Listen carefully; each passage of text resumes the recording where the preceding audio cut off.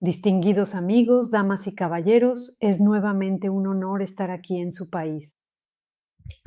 Cada vez que me invitan a hablar aquí, regreso a México con fuerzas renovadas. Para quienes somos mexicanos honestos, estos foros son un soplo de aire fresco, una forma de romper el cerco mediático que el gobierno mexicano ha construido alrededor de cualquier voz que se atreva a disentir. Y créanme, sí escuchan cuando hablo en lugares como este.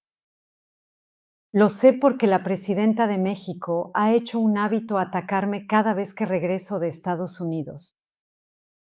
Ella lo llama traición. Ella lo llama servir a intereses extranjeros. Yo lo llamo prueba de que la verdad, cuando se dice claramente al otro lado de una frontera, sigue teniendo un enorme poder. Lamentablemente, debo decirles que cada vez que regreso aquí, traigo noticias más sombrías que antes. La última vez que hablé en Estados Unidos, el mes pasado en Austin, Texas, describí lo que llamo una mafiocracia socialista echando raíces en México, un régimen en el que la política autoritaria y el Estado en constante expansión y el narcoterrorismo se fusionan en una sola estructura de poder. Advertí que esto no era solo otro gobierno con una ideología diferente. Era un proyecto de cambio de régimen en mi país. Esta noche estoy aquí para decirles que este modelo se está consolidando. En las últimas 2 semanas, 2 acontecimientos han dado la imagen más clara hasta ahora de en qué se ha convertido México y de lo que sus gobernantes están dispuestos a hacer para protegerse.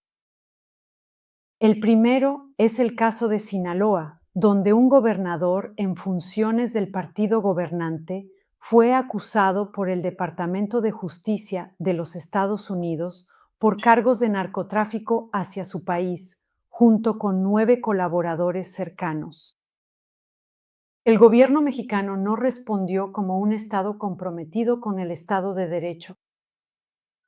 Respondió como un escudo político. Rechazó la acusación, ralentizó la cooperación y nuevamente protegió a los narcopolíticos del escrutinio. El segundo es el caso de Chihuahua, donde una gobernadora opositora que tuvo el valor de desmantelar uno de los laboratorios de drogas sintéticas más grandes de la historia reciente de México, ahora está siendo amenazada con un juicio político e incluso prisión por haberlo hecho en cooperación con Estados Unidos. 2 gobernadores, 2 estados, 2 acciones opuestas del mismo presidente, protección para los alineados con el narco y castigo para los antinarco. Eso no es una coincidencia. Esa es la arquitectura del nuevo Estado mexicano. Permítanme comenzar con la primera historia, Sinaloa. Ese es el estado natal del Cártel de Sinaloa, la organización criminal fundada por el Chapo Guzmán y ahora liderada por sus hijos. Uno de los cárteles que ha inundado las calles estadounidenses con fentanilo, el veneno que ha matado a cientos de miles de sus hijos e hijas. Durante años, muchos de nosotros, periodistas, activistas y líderes de la oposición mexicana, advertimos que este cártel había alcanzado un pacto político con el partido gobernante Morena. Advertimos que el cártel no solo operaba en Sinaloa, estaba moldeando la vida política del Estado.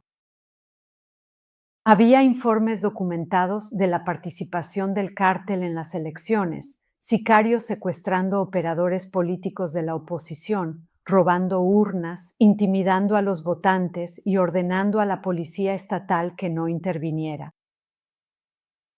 Durante años los fiscales no hicieron nada. Los tribunales locales certificaron los resultados electorales. Las autoridades federales miraron hacia otro lado. Los presidentes López Obrador y Sheinbaum defendieron públicamente al gobernador electo y el pacto con el narco se mantuvo. Fue necesario que el Departamento de Justicia de Estados Unidos y no el sistema de justicia mexicano conectara las piezas. El 29 de abril, el fiscal de Estados Unidos para el Distrito Sur de Nueva York despresentó una acusación que se lee menos como una denuncia penal y más como un manual sobre la captura del Estado. Según la acusación, el gobernador se reunió personalmente con los líderes del cártel de Sinaloa en encuentros custodiados por hombres armados, donde prometieron apoyo electoral a cambio de acceso a las instituciones de seguridad y justicia. Y una vez que ayudaron a ganar la elección, altos funcionarios estatales recibieron pagos mensuales en efectivo a cambio de proteger a los miembros del cártel de ser arrestados y de advertirles sobre operativos apoyados por Estados Unidos. Incluso un excomandante de la Policía Municipal está acusado de participar en el secuestro, tortura y asesinato de una fuente confidencial de la DEA y de un miembro de su familia. Las personas acusadas, un gobernador, un senador en funciones de Morena, el alcalde de la capital del estado, el subprocurador general, exjefes de policía, exfuncionarios de seguridad pública, exmiembros del gabinete. Esta no es una historia de corrupción aislada. Es la acusación de un sistema, de una mafiocracia. Entonces, ¿cómo respondió la presidenta de México? Ella los defendió. Exigió pruebas irrefutables antes de tomar medidas, mientras se negaba a actuar como lo exige el Tratado de Extradición. Acusó a Estados Unidos de intervención e invocó la soberanía, no para defender a México, sino para defender el pacto con los cárteles. Solo después de una intensa presión pública, el gobernador y el alcalde finalmente se hicieron a un lado, pero siguen en libertad. ¿Todavía están en Sinaloa? ¿No han sido extraditados? El mensaje de la presidenta de México a Estados Unidos y a los cárteles no podría ser más claro. El pacto se mantiene. ¿Por qué? Porque Sinaloa no es un caso aislado. La alianza narcopolítica se extiende por muchas regiones de México. Entregar a esos 10 hombres a la justicia estadounidense sería abrir una caja de Pandora que podría desestabilizar al propio régimen. La presidenta Sheinbaum no actúa desde la fortaleza, sino desde el miedo. Ella teme lo que el mundo podría descubrir sobre cuán podrido está realmente el régimen. Teme que los cárteles, una vez traicionados, se vuelvan contra quienes ayudaron a construir el acuerdo. Siente que la caja nunca se cerrará una vez que se abra. Pero no confundas el miedo con la moderación. Un autoritario asustado suele ser el tipo más peligroso. Y eso me lleva a la segunda historia, Chihuahua. Mientras el régimen se mueve para proteger a sus aliados en Sinaloa, ha decidido castigar a una gobernadora opositora que eligió luchar contra los cárteles en lugar de acomodarse a ellos. Su nombre es Maru Campos. Hace 3 semanas, su gobierno desmanteló el laboratorio de drogas sintéticas más grande encontrado en México en la memoria reciente. Por cualquier estándar razonable, eso fue una victoria en la guerra contra los cárteles, un golpe contra las mismas redes que inundan las ciudades estadounidenses con veneno todos los días. Pero la celebración no duró. Horas después, un vehículo que transportaba a oficiales mexicanos y a 2 ciudadanos estadounidenses se precipitó por un barranco en el camino de regreso. Los 4 murieron, incluidos los 2 estadounidenses. Y aquí es donde cayó la máscara. En lugar de apoyar a la gobernadora en su lucha contra el crimen organizado, el gobierno federal volcó su ira sobre ella. Denunciaron a Estados Unidos por trabajar directamente con autoridades subnacionales. Acusaron a la gobernadora Campos de traición. Ahora, los legisladores de Morena han solicitado formalmente su destitución. Algunos incluso han amenazado con encarcelarla por traición. Permítanme ser muy claro sobre lo que esto significa. El presidente de México está protegiendo a una gobernadora acusada por tribunales de Estados Unidos de conspirar con el cártel de Sinaloa para traficar fentanilo a su país.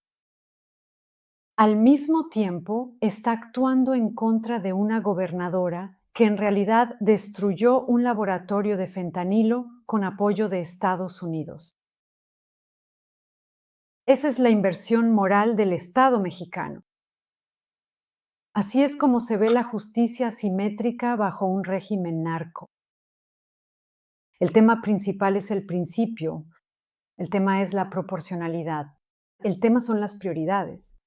El tema es de qué lado de esta guerra está el gobierno federal mexicano.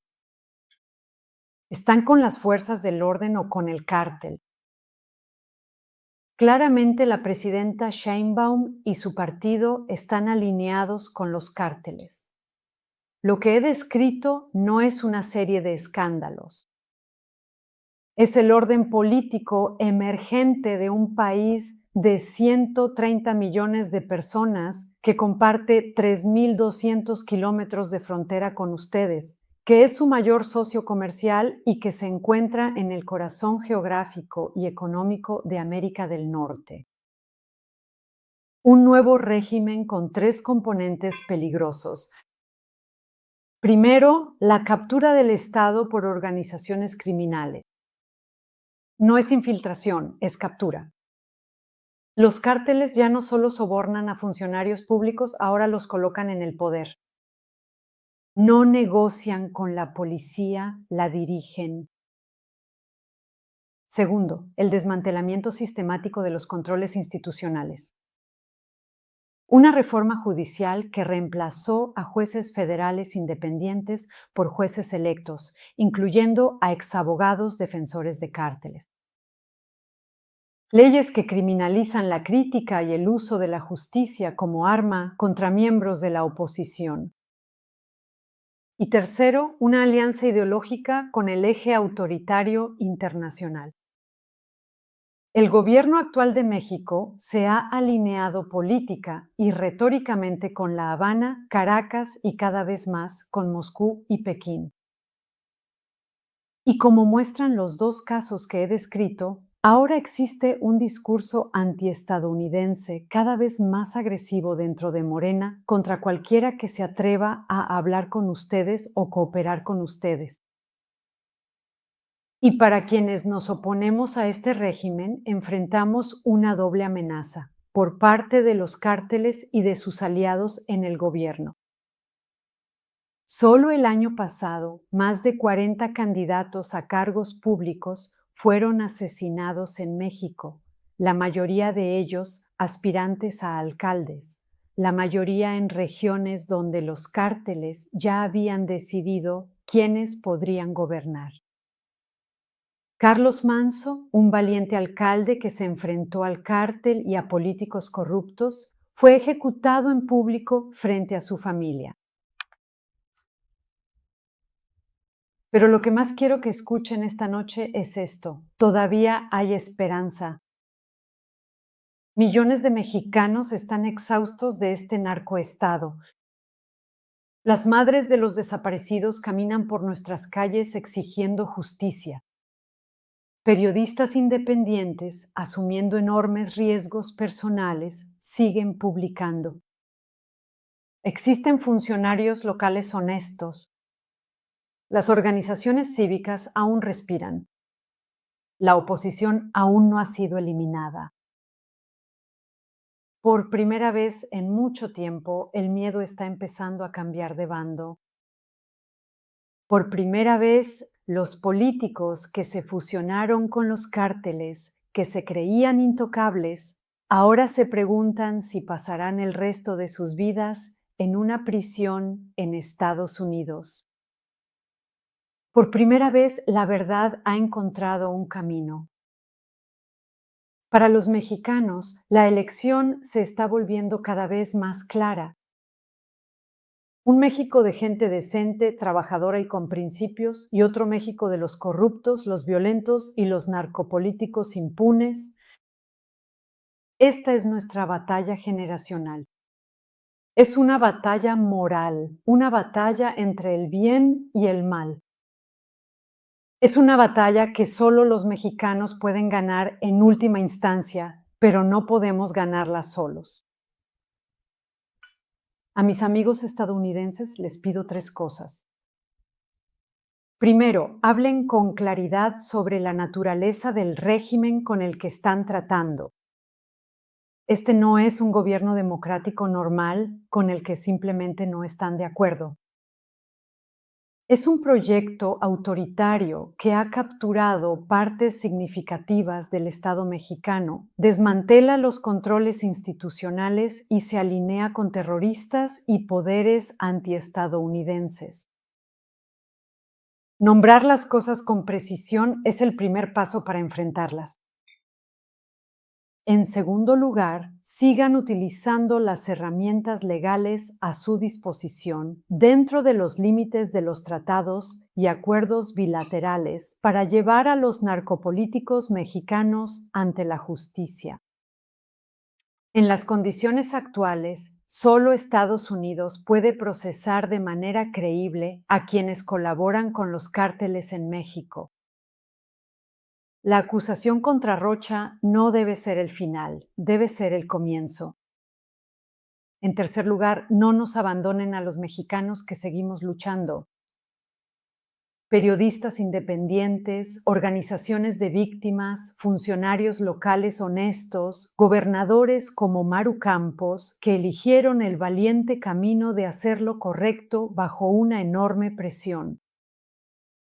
¿Somos la prueba de que otro México todavía es posible? No permitan que nos silencien. No les estamos pidiendo que luchen nuestra guerra por nosotros. Lo que pedimos es que no aparten la mirada mientras se libra esta lucha. Una última palabra. La acusación contra Rocha es, sin exagerar, la denuncia político-criminal de mayor alcance jamás presentada contra un gobierno mexicano en funciones. Es una herida al orgullo de mi país, pero también, paradójicamente, un regalo porque nos obliga a ver con claridad en qué está convirtiendo este régimen a México. Un régimen que protege a sus gobernadores narcos y persigue a sus gobernadores antinarcos. Esto no es una democracia en apuros, es un Estado criminal. Nosotros, la oposición mexicana, estamos listos para hacer nuestra parte para revertir esta situación. Estamos preparados para resistir. Lo que les pedimos es simple: apóyenos. Que Dios bendiga a nuestros países, que Dios nos guíe y que Dios nos ayude a liberarnos de la depravada izquierda narcoterrorista.